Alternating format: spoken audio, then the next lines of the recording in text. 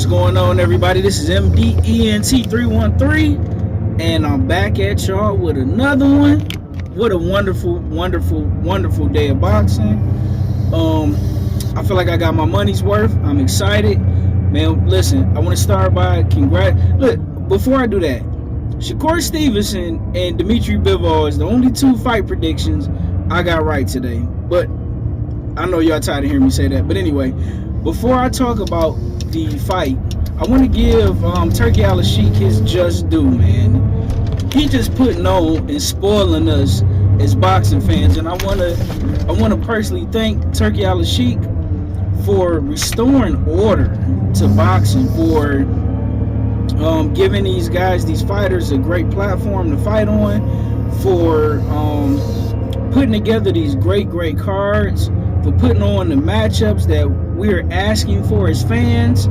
I'm not going to complain about late replacements because people got ill, but Turkey Al-Sheikh is putting on phenomenal fights. Now let's get started. Dmitry Bivol, Arthur Beterbiev, phenomenal fight. I knew it was going to be a phenomenal rematch because the first fight was absolutely phenomenal. Back and forth action. I had the first fight personally. I had it a draw. Some people felt like Bivol won. Some people felt like Beterbiev won. I felt like it was just an awesome, great fight, and neither guy really separated himself. Now, this fight was on its way to being just like that first fight. It was still great. It was still close. But here's the difference, right?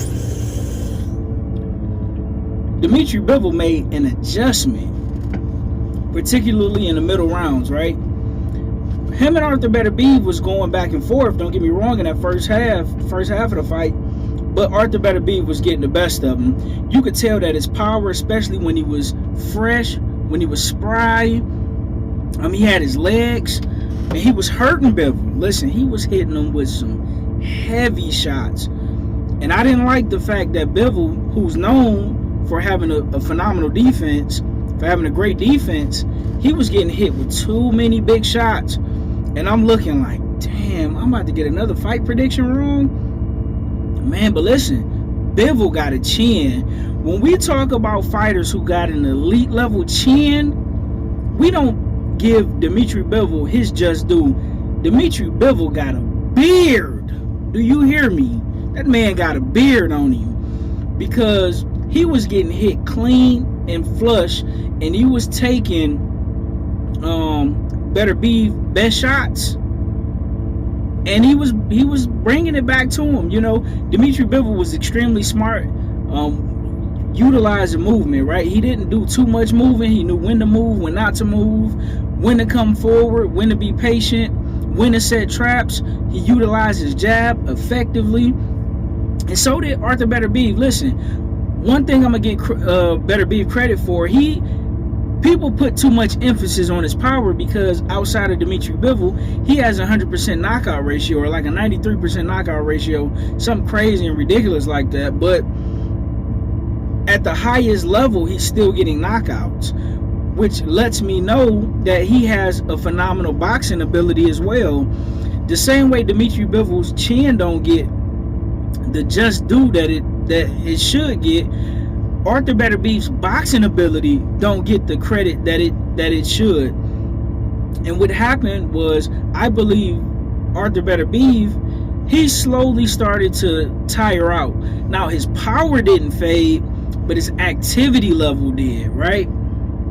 Now, Arthur Beterbiev carried his power late, but I would notice he got a little slower, he got a little more lethargic, but he was still accurate with his punches. Now, he wasn't as accurate late in the fight with his punches, but still, middle rounds to the back half, he was still accurate. What I particularly noticed in the late middle rounds, particularly 8th and 9th, and therefore after, Dmitry Bivol did a lot better at slipping the punches and countering Arthur Beterbiev.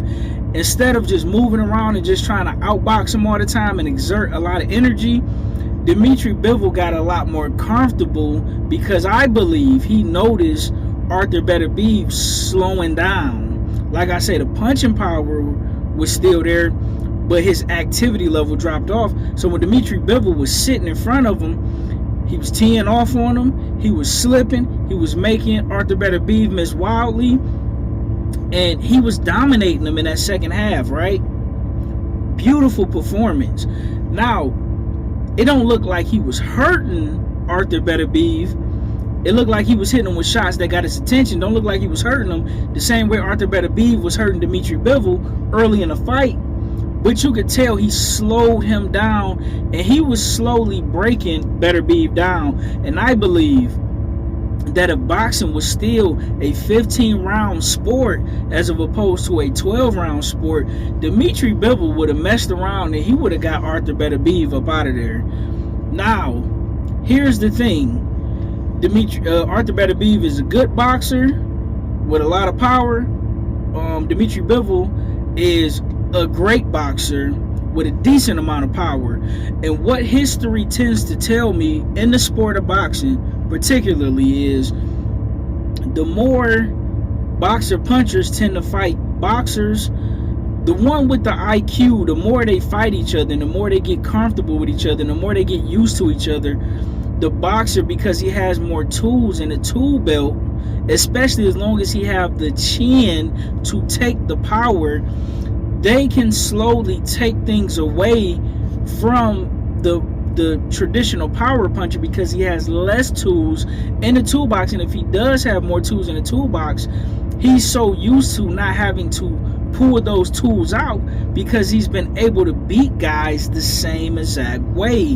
Whereas boxers who don't have a lot of power, they have to utilize different things. That's pretty much what we saw from Dmitry Bivol. If you compare the first fight to the second fight, he fought in close range a lot more, but the difference, because he fought in close range in spots in that first fight, the difference is he did it more, he knew when to do it, and his defense was a lot sharper, which put him in better position to counter and hit Arthur Beterbiev while simultaneously getting out of the way of those big shots, which also helped contribute to the fatigue of Arthur Beterbiev. Right? Now, I knew this would be a better fight because the first fight, if you remember, Arthur Beterbiev was coming off that surgery and he had some ring rust due to inactivity from that. I believe it was a shoulder injury, or it may have been an arm injury, some along them lines. But Arthur Beterbiev, he was extremely sharp early on. Shots was heavy. He was putting his ones and twos together. What I did notice, though, Beterbiev didn't go to the body like he should have. And I believe, had he deposited more into the body, as opposed to the head. Now, if I'm Arthur Beterbiev and I'm going into this trilogy fight, I'm going to make an adjustment, and that adjustment that I'm going to make against Bivol is to slow him down by dumping early to the body. I'm not going to focus as much on the head as I am to the body, particularly using the stab jab and sharp short hooks on the inside. I notice with these Eastern European styles, they don't tend to throw a lot of body punches, and that will serve Arthur Beterbiev, in my humble opinion, very well going into that trilogy fight when you're fighting a guy who's younger than you, who has very good foot movement, who knows when to move in and out. You have to invest more to the body. Arthur Beterbiev did it here and there. Bivol also could utilize that as well, but he went to the body a little more effectively than Beterbiev did. But I believe if Beterbiev go down to the body more, he can stop Dmitry Bivol.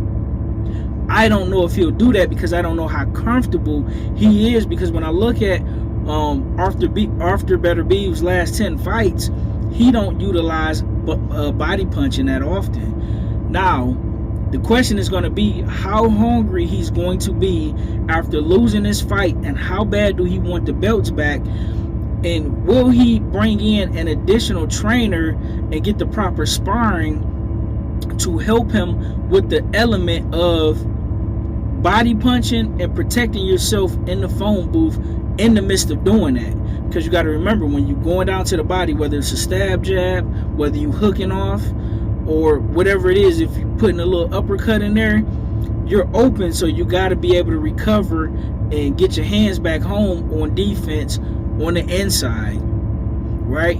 You don't want to be lunging from too far out, because that's how you get countered and possibly get put to sleep.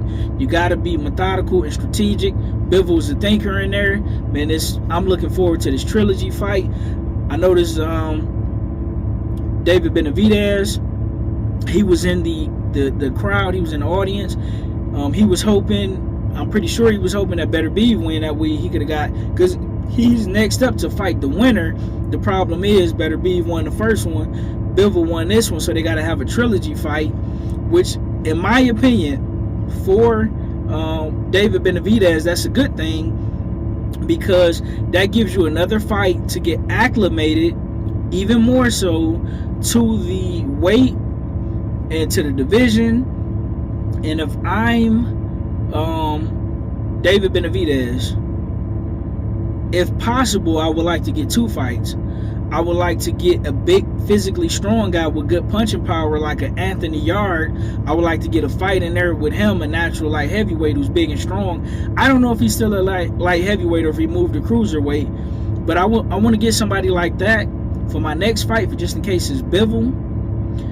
And I want to get a hot rod in there for just in case it's Bivol, a guy who moves a lot, a guy who can box very well, a guy who don't have a lot of power, but he will throw a lot of punches like Dmitry Bivol, as well as David Benavidez has already sparred Bivol a few times, so I'm pretty sure he's a little bit more familiar with him. But I would like to get a hot rod in there, and I would like to get an Anthony Yard to mix it up.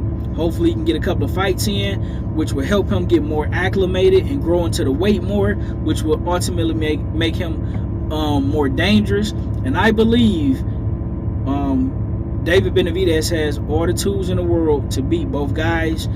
Just his sheer activity, his combination punching, his hand speed, his power is completely underrated. I'm looking forward to the sport of boxing, man. The light heavyweight division is absolutely on fire. And the loser of the trilogy fight, I would like to see David Morrell get a crack at him. I think David Morrell could fare well with all these guys. I think that fight with David Benavidez is only going to make him better. He's still young. That was a great fight with a great fighter. And why not put him in there with a Beterbiev or a Bivol loser, while David Benavidez get the winner, and then the winner of that fight can, run it back one more time. So, hey, listen, let me know what you guys think in the comment section. Great fight. Shout out to Turkey Al Sheik. Shout out to everybody involved. Congratulations to Dmitry Bivol and the new light heavyweight undisputed champion. Dmitry Bivol is the best light heavyweight in the world, and there's no debating that. With that being said, I'm out. Peace. Like, share, and subscribe for the best sports content in the world, and ain't no one doing it better than me. Nobody. I'm out. Peace.